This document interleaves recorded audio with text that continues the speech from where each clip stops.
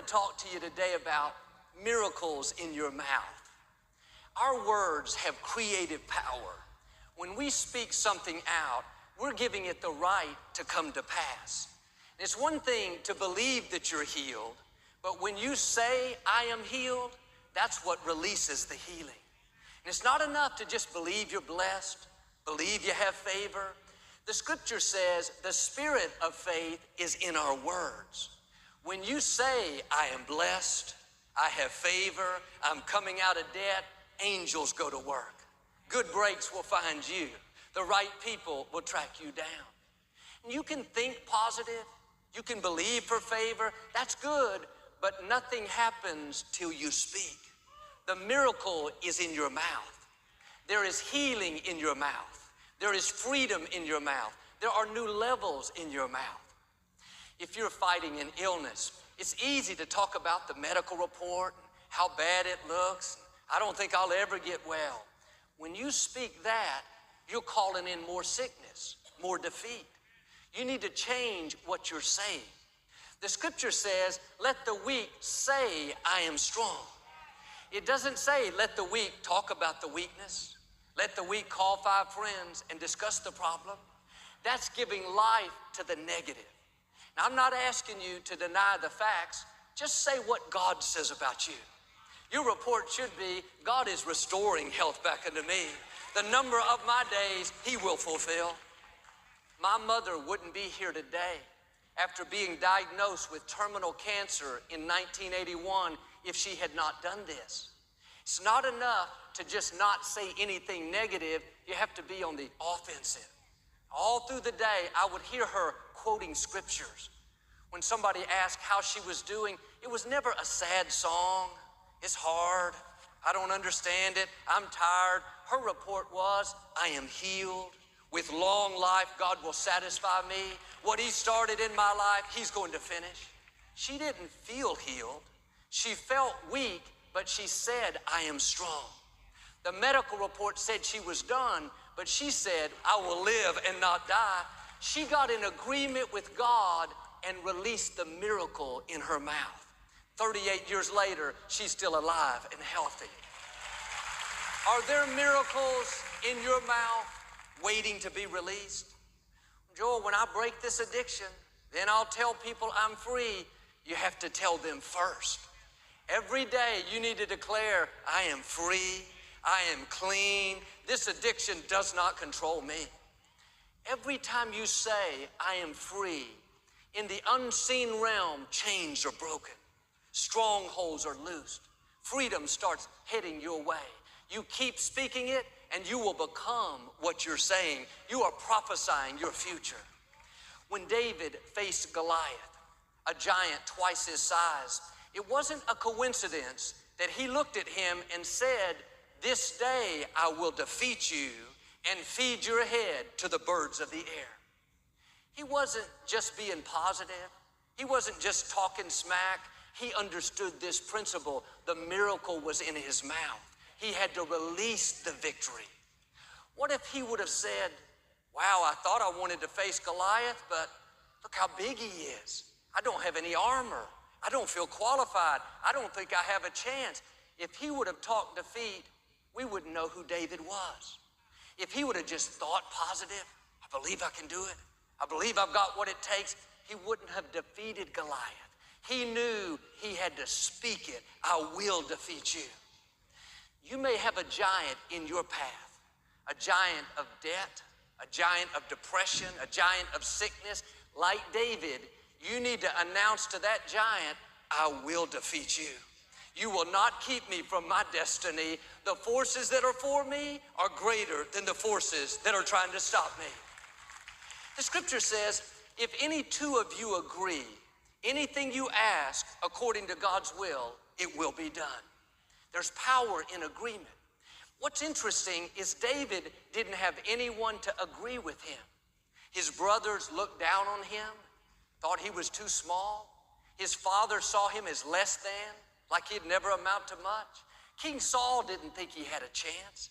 He even tried to give David his armor, so at least it wouldn't be so painful. Nobody was there to encourage David, to say, hey, David, you can do this. We believe in you. You've got what it takes. There are times, like with David, you can't find anyone to agree with you. But I've learned if you'll come into agreement with yourself, if you'll get your heart and mouth in agreement and start speaking victory, declaring that you are well able, that you are blessed, that you will defeat the addiction, then even though others don't agree, because you're in agreement with yourself, you will see giants defeated. You will accomplish dreams that others thought were impossible. Now, don't be discouraged because nobody is cheering you on and nobody sees what you see. Sometimes God puts things in your heart that other people don't understand. Seems too big, too impossible. Instead of encouraging you, they'll do just the opposite. You think you can beat that sickness? I don't know. My grandmother died of the same thing.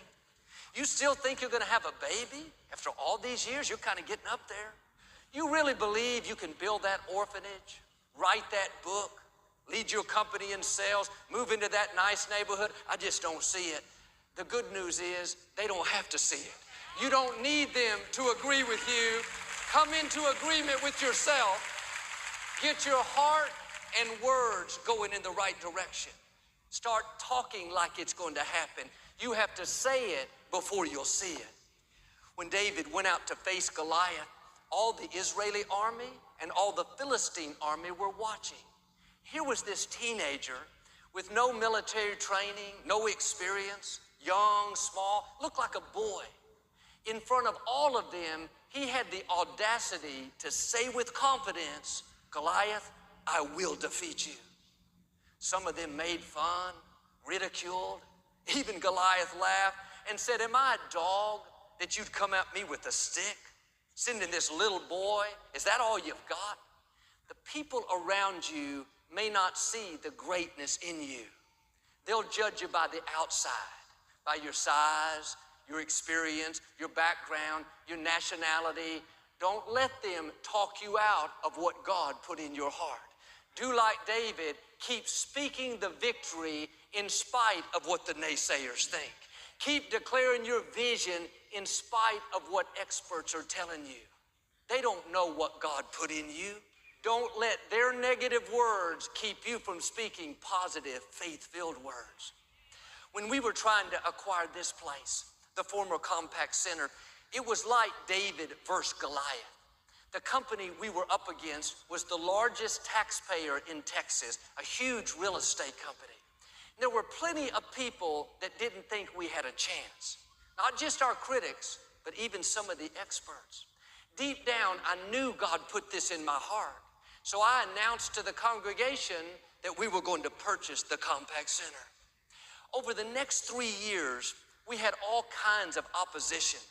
Plenty of times where it didn't look like it would ever work out. I was tempted to talk about what I saw. Our opponents are so strong.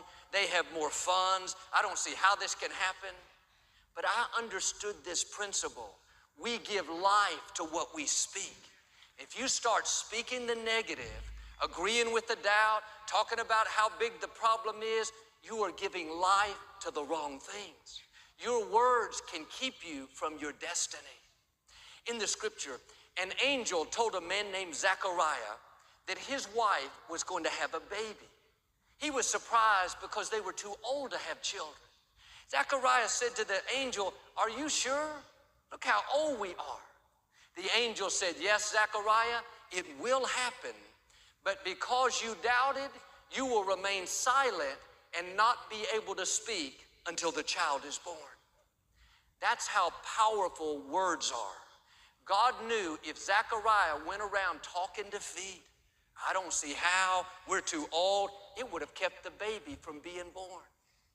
God has put dreams and promises in your spirit that may seem too big, impossible. You don't have the resources, the experience, the connections. Don't do like Zechariah and talk yourself out of the miracle. Get in agreement with God. Dare to declare what He says about you. Maybe you're facing an illness. There's no sign of it getting better. You're right where Zechariah was. How can this happen?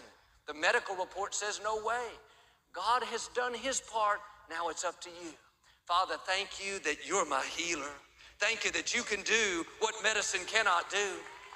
Perhaps your dream seems impossible. The odds are against you. It's easy to get negative, dismiss it. No, turn it around. Father, thank you that you're opening doors no man can shut. Thank you that you're putting me at the right place. Thank you that what you promised is on the way. Sometimes you're saying the right words, you're speaking faith, but nothing's improving. There's no sign of it getting better. The scripture says, hold fast the profession of your faith. It implies something's going to try to take it away. It's like a tug of war. The enemy's on the other end trying to pull away what God put in your heart. You may have had that sickness a long time. Hold fast your profession.